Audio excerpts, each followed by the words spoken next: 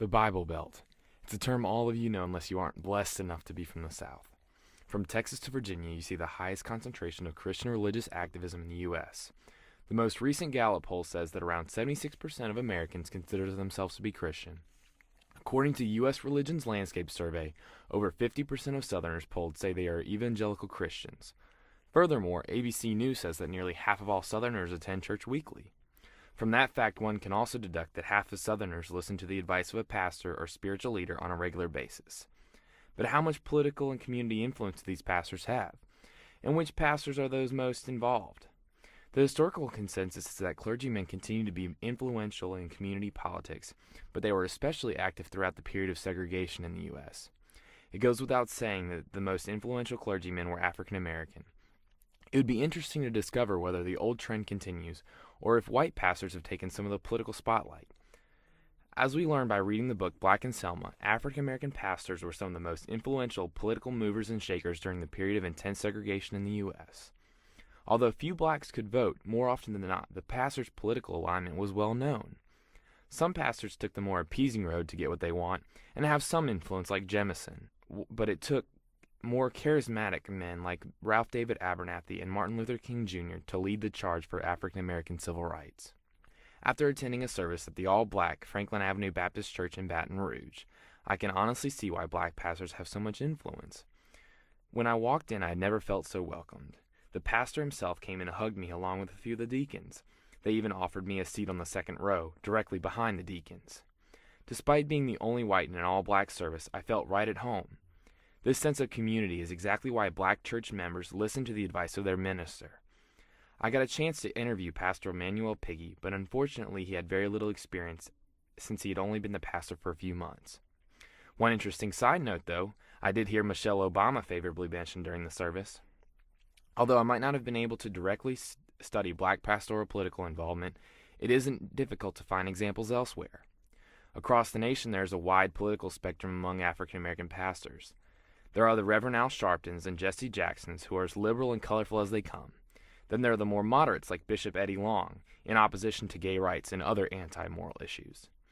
Despite their obvious differences, R. Drew Smith, in the book Black Churches and Local Politics, says that the one thing most black ministers have in common is that they are unafraid to voice their opinion on both issues and candidates from the pulpit. Another important practice he mentioned is organized voter registration among members. These aspects form the separation between white pastors and black pastors that I've studied. Reverend Searing of Israel Gospel Baptist Church expressed, "For everybody who is black, the whole notion of separation of church and state does not exist." Honestly, I'm a bit surprised that they get away with so much endorsing candidates, without fear of losing tax-exempt status. Maybe their passion scares away the opposition, or maybe it's merely because of race. I'm not sure.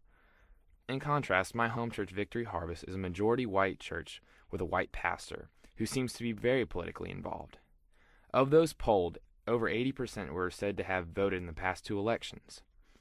The church is also home to several important political players, such as members of the Electoral College, actively involved campaigners, as well as the former head of Louisiana State Republican campaigning, Rhett Davis. Throughout the years, our church has been host to several members of Congress, including John Breaux, Tony Perkins, and most recently, Governor Jindal. Despite the rather Republican base in our church, Pastor Terry Workman is actually a registered Democrat, although he tells me he often votes Republican if the candidate's views are more closely aligned with Scripture. Workman is the one to never miss an election and always reminds his members to vote. He is also often heard bravely voicing his opinion from the pulpit, especially when it comes to abortion, homosexuality, and debt management. In fact, he also helped found and is the current board chair of the Crisis Pregnancy Center in Baton Rouge, which has saved over 55,000 children's lives in the last 28 years. Furthermore, he has been seen with other local pastors picketing numerous abortion clinics like Delta Women's Clinic. Pastor Terry is also very adamant in foreign affairs, seeing that his wife is Armenian. Maybe Pastor Terry is the outlier, but certainly he is an active player in the Baton Rouge community. Another white pastor I studied was Ken Schrader of Mandeville's First Baptist Church. I discovered that he too is very, quote, politically involved and is unafraid to voice his opinion in most cases. The only difference is that the Southern Baptist Convention has a rule against mentioning candidate names from the pulpit to avoid losing tax-exempt status.